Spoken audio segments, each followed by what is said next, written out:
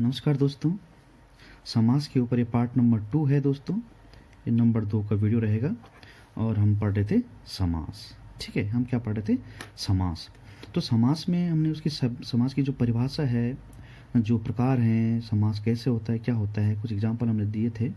और समास के जो मेन पॉइंट थे, इस कौन से अव्ययभाव समास के जो पहला प्रकार है, इसके पॉइंट मैंने आपको इससे पहले के वीडियो में आपको दे दिए हैं। अब हम समास के ऊपर कुछ एग्जाम्पल्स के ऊपर डील करने वाले हैं, तो आइए बने रहिए हमारे साथ। ठीक है, मेरा नाम है दोस्तों जेपी और आइए शुरू करते हैं समास अव्ययभाव समास।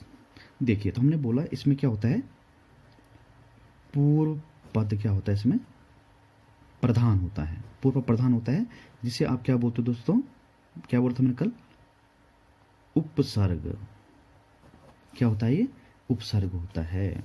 ठीक है, और इसके समस्त पद को मैंने क्या बोला था कल कि इसके समस्त पद को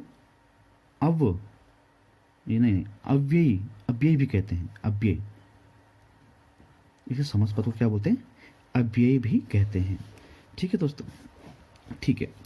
तो अब हम कुछ एग्जाम्पल से बात करेंगे। तो मैंने क्या बोला दोस्तों कि वो जो आपका जो ये ये अव्ययभाव समास है, ये आपका क्या होता है, उपसर्ग होता है। तो कुछ उपसर्गों के नाम मैं लिख देता हूँ यहाँ पर, जैसे आपका बे उपसर्ग हो गया आपका, है ना, नी उपसर्ग हो गया मेरे भाइयों, जैसे ला उपसर्ग हो गया, है ना, आपका निर उपसर्ग हो गया, बहुत सारे उपसर्ग हैं, जैसे निस हो गया, निस उपसर्ग हो गया आदि।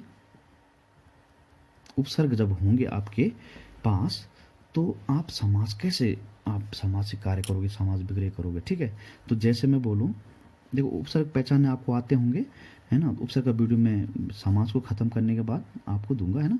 तो जैसे इसको अगर आप अलग करो तो कैसे करोगे, आपके पास मूल शब्द होगा, मूल शब्द आपने ढूंढना, उसने उपसर्ग को छोड़कर जो शब्द होगा वो क्या होता है, मूल शब्द होता है। और आपने आगे इसमें लगा देना से रहित, ऐसा आपने करना है इसको। जैसे मैं एग्जाम्पल से बात करता हूँ, जैसे बे उपसर्ग का मैं प्रयोग करूँ, जैसे एक शब्द में आप लिख देता हूँ, बे ई मान। उपसर्ग कौन है दोस्तों इसमें? बे उपसर्ग। और शब्द क्या है इसमें? ईमान। शब्द क्या है इसमें? ईमान। तो इसको अगर आप विग्रह कार्य करें तो मैंने क्या, मूल शब्द खोज लो पहले। तो मूल शब्द कौन है इसमें? ईमान। तो ईमान लिख दिया, ईमान। और आगे क्या लिखना? से रहित। मतलब जिसमें ईमान नहीं होता है उसी को हम क्या बोलते हैं? बेईमान बोलते हैं। उसको क्या बोलते हैं हम लोग? बेईमान बोलते हैं। जैसे अन्य कोई शब्द लाओ जरा आप, जैसे बेरहम, जिसमें रहम ही ना हो, रहम से रहित हो, है ना। बेअसर, जिसका कोई असर ना हो। तो इस तरह के शब्दों को हम लोग देखते हैं।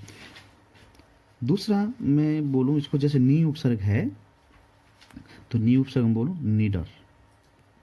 शब्द क्या है इसमें? डर। शब्द क्या है मेरे भाइयों इसमें? डर। तो इसका आगे हम अर्थ लिखेंगे। तो ये जो नी उपसर्ग है, इसका प्रयोग किया गया इसमें। शब्द क्या है इसमें? डर है। तो डर और से रहित, जिसमें डर नहीं हुई तो निडर है। डर से रहित, वो क्या हो जाता है आपका? निडर हो जाता है। वो क्या हो जाता है? निडर हो जाता है। जैसे हम बोलो अगला, जैसे निर्भय।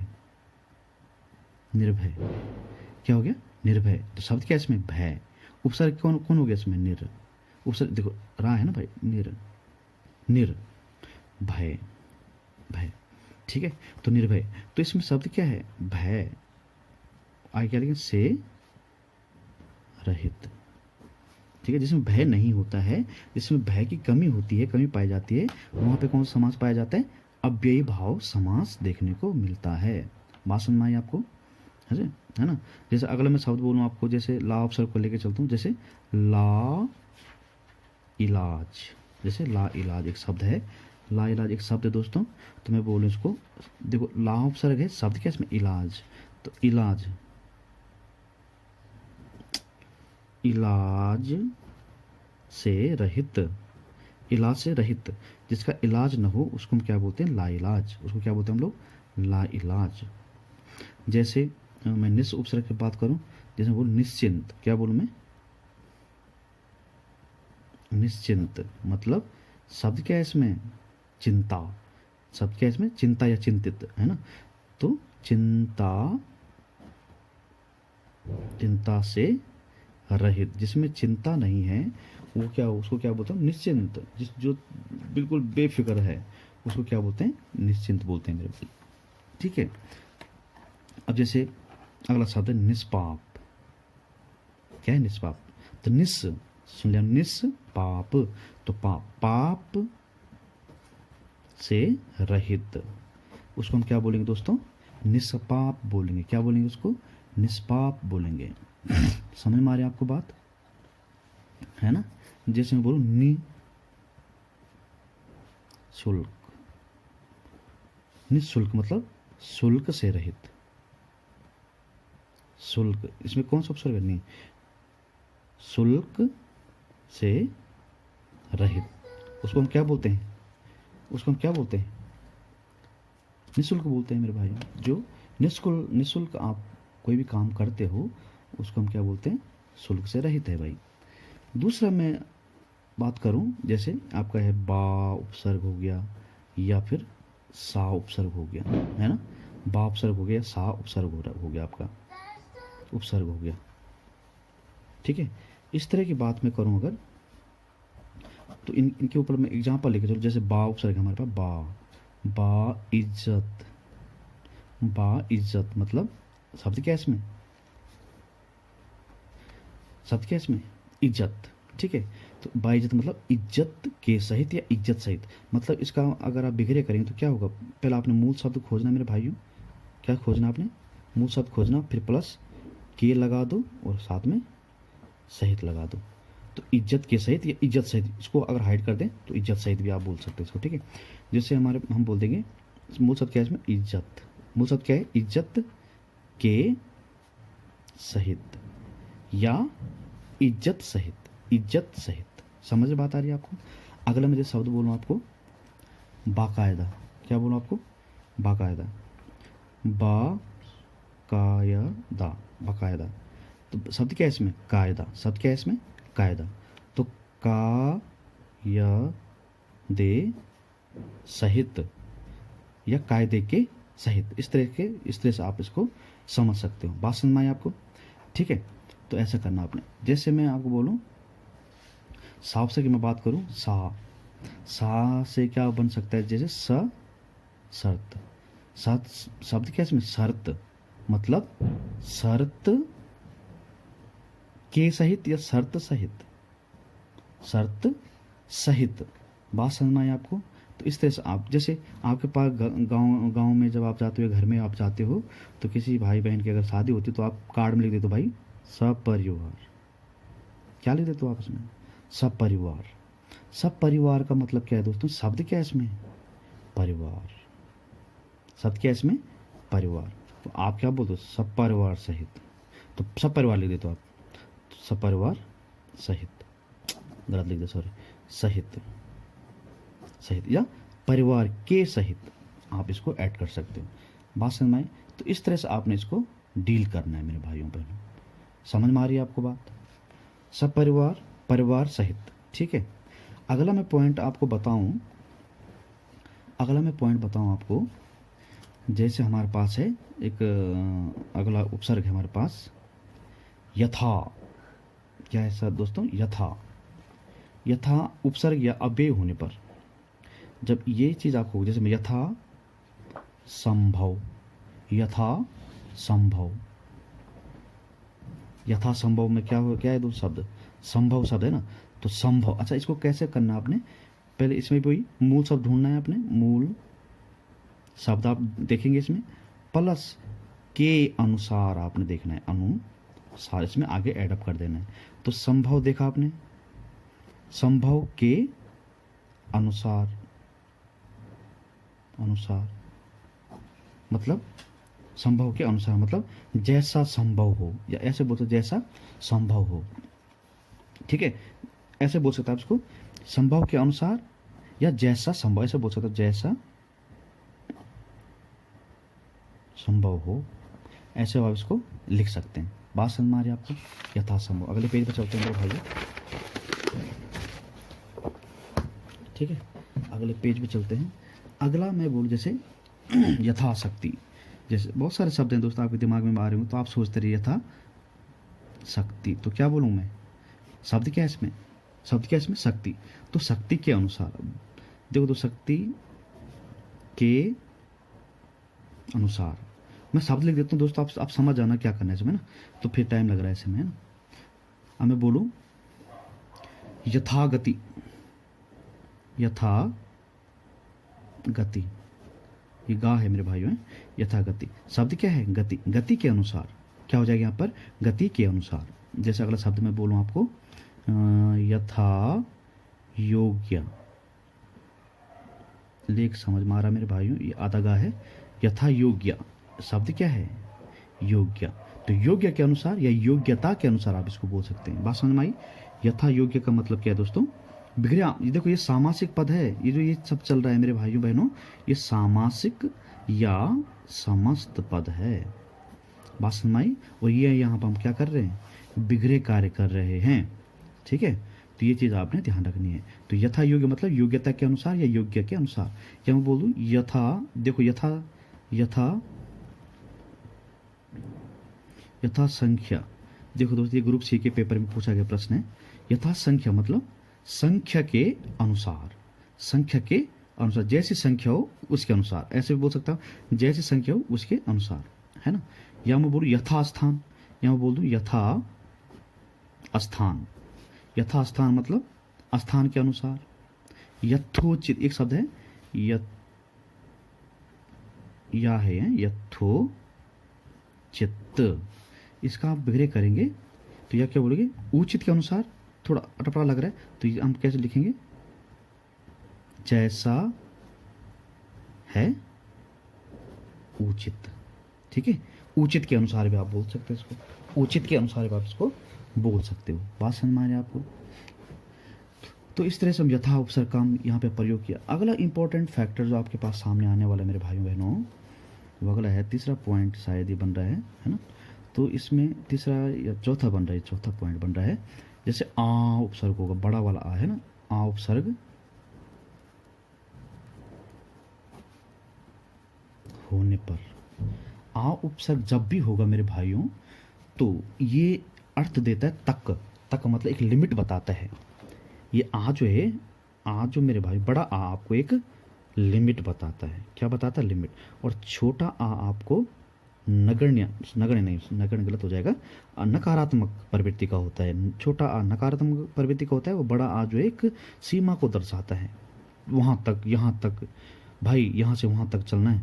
तो ये आ का ये एक अर्थ होता है यहाँ पे, ठीक है। तो जैसे आ उपसर्ग की मैं बात करूँ तो आप सभी जानते हैं मेरे भाइयों बहनों, आ का मतलब क्या हो जाएगा, मैंने लगाया आ प्लस ये शब्द जोड़ा मैंने इसमें जन्म। तो इसका शब्द क्या है, आ जन्म। आ जन्म मतलब, अच्छा इसका कार्य कैसे करेंगे आप लोग, इसमें आपने मूल शब्द ढूंढना है।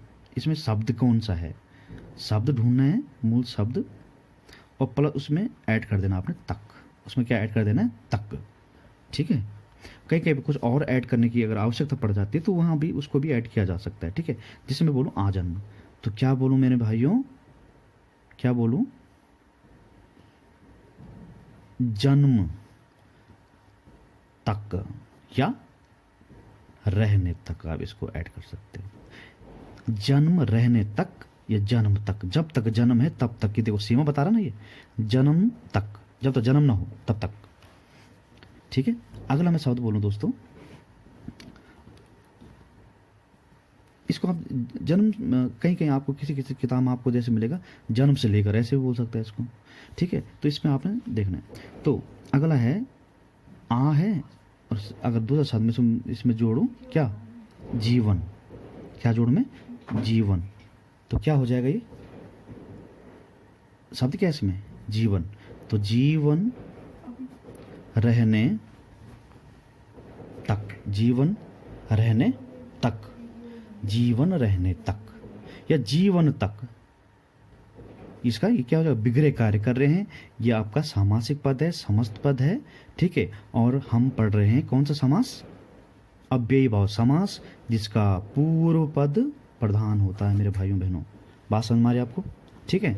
अच्छा, अगला मैं बोलूँ जैसे आ एक हमारे पास उपसर्ग है, और मेरे पास एक शब्द है मरण, तो क्या हो जाएगा आमरण। आमरण, आमरण मतलब मरने तक, क्या बोला जाएगा इसको, मरने तक, मरने या मरण भी बोल सकते हो इसको, मरण, मरण तक, मरण तक, जब तक मरता नहीं तब तक, है ना, जब तक मरता नहीं है तब तक, मरण तक।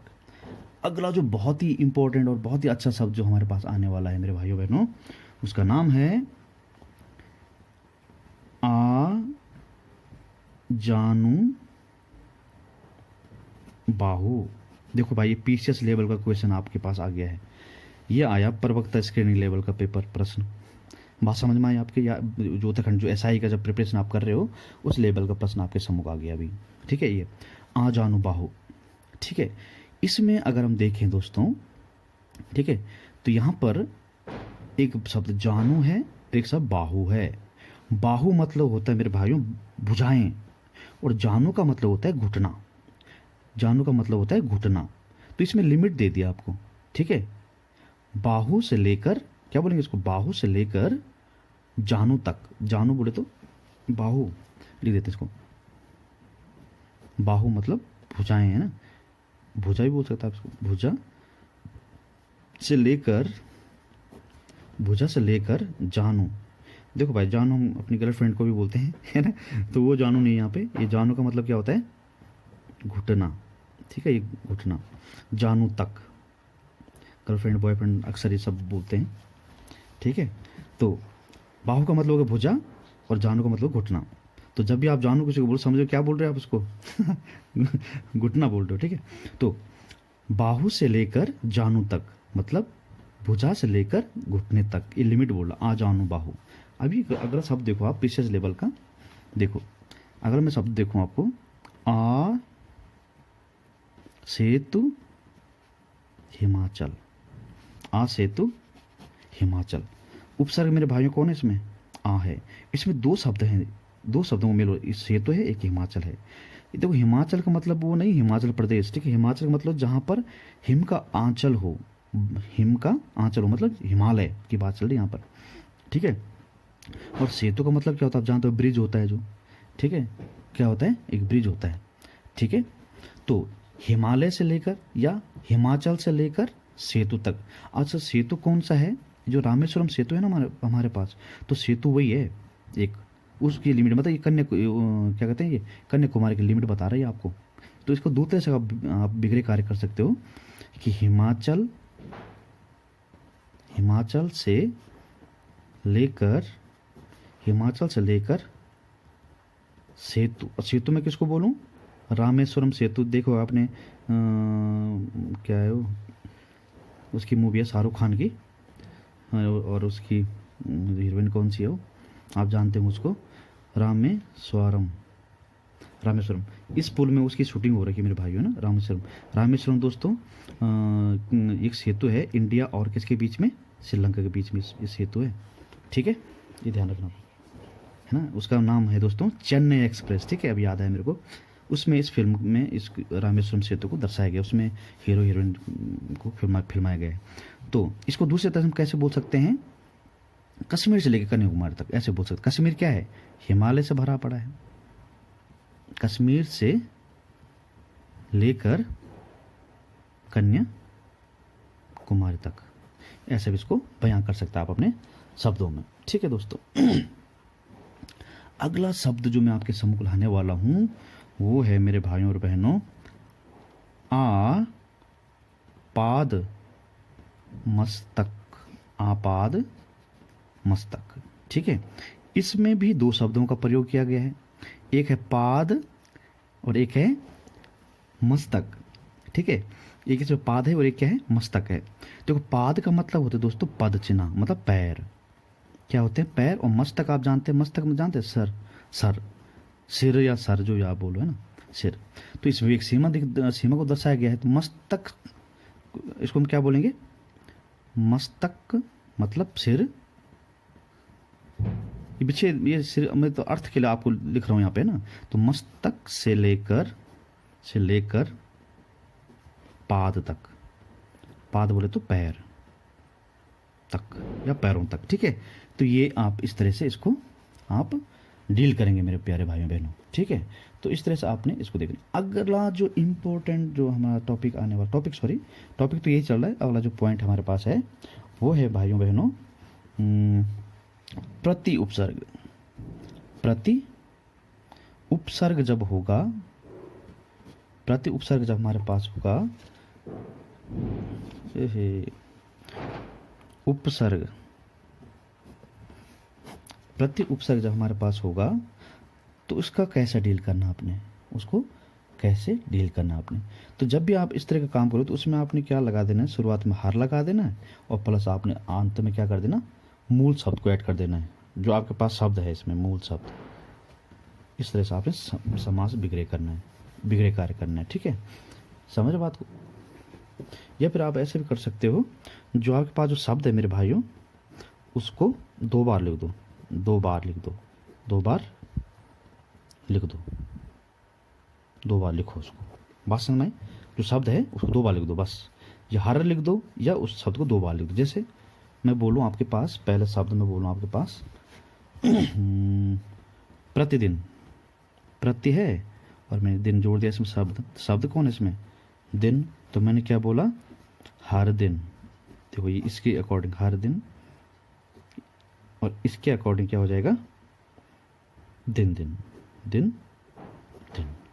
समझ बात को। ये दिन दिन लिखो या हर दिन लिखो, ठीक है। या मैं बोलूँ, देखो इसको लगाने को कई हमारे पास शब्द हैं। प्रतिवर्ष, तो वर्ष वर्ष बोलो या हर वर्ष बोलो, हर वर्ष बोलो इसको आप, या वर्ष वर्ष बोलो। लेख में थोड़ा फटाफट लिखना हो तो फटाक हो रहा है यहाँ पे, है ना। वर्ष, या मैं बोलूँ प्रत्येक, प्रत्येक इसमें क्या, प्रतिधन एक, तो प्रत्येक बन गया। तो एक एक बोलो या हर एक बोलो, हर एक बोलो आप, या एक एक, या क्या बोलो, एक एक बोलो। अब बोलो मैं प्रत्यक्षर, प्रत्यक्षर, प्रतिधन अक्षर है ये, क्या है इसमें, प्रतिधन अक्षर। शब्द क्या, अक्षर है इसमें। तो हर अक्षर या अक्षर अक्षर, अक्षर अक्षर। समझ बात को आप। अगर ये सभी नीचे लिख देता हूँ, जैसे यहाँ से लिख देता हूँ अगला पेज पे, ठीक है। यहाँ पे लिख देता हूँ मैं, जैसे मैं बोलूँ आपको प्रत्याशा।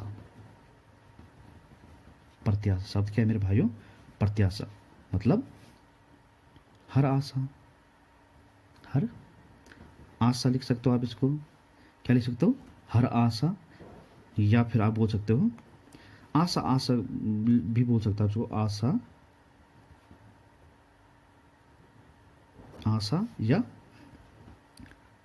आशा के बदले आशा, ठीक है। आशा जानते हो ना आप, हाँ ठीक है। अब अगला शब्द जैसे मैं बोलूँ प्रत्यारोप, प्रत्यारोप शब्द क्या है मेरे भाइयों, प्रत्यारोप। शब्द क्या है इसमें, आरोप। शब्द क्या है इसमें, आरोप। उपसर्ग क्या है इसमें, प्रति। उपसर्ग क्या है इसमें, प्रति। इसको क्या बोलोगे आप, आरोप या हर आरोप, हर आरोप, या आरोप के बदले आरोप, आरोप के बदले आरोप, या क्या बोल सकते हो आप, आरोप, आरोप, आरोप, आरोप। तो इस तरह से आपने इसको डील करना है मेरे प्यारे भाई बहनों। तो इस तरह से और भी एग्जाम्पल आपके माइंड में कहीं आ रहे हैं तो आप इसको इस तरह से लिख दो। अच्छा, एक मैं इसमें अपवाद के रूप में इसको दिखाना चाहता हूँ। आपने एक बात हमेशा ध्यान रखनी मेरी, कि देखो कभी कभी क्या होता है मेरे भाइयों बहनों, कि एक ही पद में या समस्त पद में एक से अधिक समासों का होना पाया जाता है। बात समझ में आई? एक ही सामासिक पद में एक से अधिक समासों का होना पाया जाता है। कहने का मतलब क्या है, एक ही शब्द में आपको 2 प्रकार के समासों का पता चल रहा होगा। तो इस तरह की कंडीशन से भी आती है। जैसे एक एग्जांपल है, ये अपवाद आप बोल सकते हो। अपवाद हमारे पास एक शब्द है, प्रति उपसर्ग तो है इसमें, है ना, प्रति उपसर्ग तो है, लेकिन यहाँ पे एक शब्द लगा है कूल, इसको ध्यान में रखना आपने। इसमें आपका जो समास है दोस्तों वो अव्ययी भाव समास नहीं है। क्यों नहीं है इसका कारण मैं आपको बताता हूँ। ये क्या बोलता है कि यहाँ पर जो कूल शब्द है मेरे भाइयों, इसका जो अर्थ होता है, इसका अर्थ होता है किनारे से, किनारा। इसको जो अर्थ होता है हिंदी में, इसको क्या बोलते हैं, किनारा। तो मैं अब इसका मैं विग्रह कार्य करूं, प्रतिकूल, इसको मैं बोलूं कूल मतलब किनारा, किनारा या कूल के है जो विपरीत, विपरीत, कूल के है जो विपरीत। कूल मतलब किनारे, किनारे के जो विपरीत है, ऐसा कहने का मतलब प्रतिकूल का मतलब क्या है, जो किनारे के विपरीत है, मतलब जो किनारे के विपरीत है, जो किनारे के विपरीत है। तो कोई और चीज के बारे में बात कर रही है, किसी और शब्द की तलाश में घूम रही है कि को भाई बताओ कि कूल के विपरीत कौन है। यहां तो नहीं है लेकिन आपको बताना है कौन है। तो कौन है मतलब किसी अन्य पद के बारे में बात कर रही है, किसी अन्य पद की तरफ हमें खिंचाव मिल रहा है यहाँ पे, किसी अन्य पद की ओर ये हमें ले जाने का कोशिश कर रहा है। तो इसका मतलब क्या समझे आप, इसमें कौन सा समास, जब दोस्तों अन्य, जहां पर अन्य पद के बारे में जिक्र आता है तो वहां हमेशा बहुब्रीहि समास माना जाता है। क्या माना जाता है, बहुब्रीहि समास वहां पर देखने को मिलता है। ये चीज आपने ध्यान रखना। तो इस शब्द में, ये प्रतिकूल शब्द में आपका अव्ययी भाव समास नहीं है। ये चीज आपने ध्यान में रखनी है। ये चीज आपने क्या रखनी है, ध्यान में रखनी है कि यहाँ पर आपको क्या नहीं है, अव्ययी भाव समास नहीं है। यहाँ पर किसी अन्य पद के बारे में जिक्र चल रहा है, इसलिए यहाँ पर बहुब्रीहि समास माना जाएगा। मतलब जहाँ वह समास जिसमें कोई अन्य पद प्रधान होता है उसे हम बहुब्रीहि समास बोलते हैं। और यहाँ पर ये किसी अन्य शब्द की ओर हमें ले जाने की कोशिश कर रहा है, इसलिए यहाँ पर अव्ययी भाव समास न होकर कौन सा समास बन जाता है, बहुब्रीहि समास बन जाता है। ठीक है दोस्तों, तो ये पार्ट जो था हमारा पार्ट 2 आज मैं यहीं पर रखता हूँ। ज़्यादा समय, आधा घंटा करीब हो चुका है। अब मैं नेक्स्ट वीडियो आपको भेजूंगा जिसको हम बोलेंगे पार्ट 3। तो मैं दोस्तों, काफ़ी लोग कह रहे थे कि प्लेलिस्ट में आप डाल दीजिए, तो मैं इसके प्लेलिस्ट में डाल दूंगा। तो वहाँ पे पार्ट 1, पार्ट 2, पार्ट 3, पार्ट 4 जो भी हो रहेंगे उनको आप वहाँ से देख सकते हैं बिल्कुल आसानी से। दोस्तों अगर आपको पसंद आ रहा है, देखो दोस्तों मैं ये बता रहा हूँ कि ये समास अभी पूरा नहीं हुआ है। कौन सा समास हमारा, अव्ययी भाव समास। अब नेक्स्ट जो पार्ट आएगा, पार्ट 3 जो आएगा दोस्तों, उसमें ये पूरा हो पाएगा।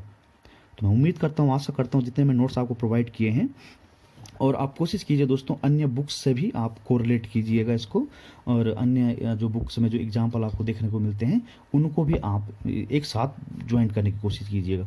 जो पीसेस है जो दोस्तों, ये हल्के फुल्के नहीं, ये बहुत डीप में आपसे क्वेश्चंस करता है। तो इसलिए आप किसी भी आप चीज़ की आप तैयारी कर रहे हो, आप पीसीएस की तैयारी कर रहे हो, या फिर आप उत्तराखंड प्रवक्ता स्क्रीनिंग की प्रिपरेशन कर रहे हो, आने वाले जो पुलिस दरोगा उसकी आप तैयारी करो, या फिर उत्तराखंड यूके ट्रिपल एससी की आप तैयारी कर रहे हो, किसी की तैयारी कर रहे हो, तो आपको थोड़ा डीप में जाना होगा। ठीक है, तो मैं आशा करता हूँ, उम्मीद करता हूँ कि आप मेरे चैनल को सब्सक्राइब जरूर करेंगे और अन्य लोगों तक इसको पहुँचाने का कार्य करेंगे। तो ठीक है दोस्तों, आज यहीं पर रखते हैं।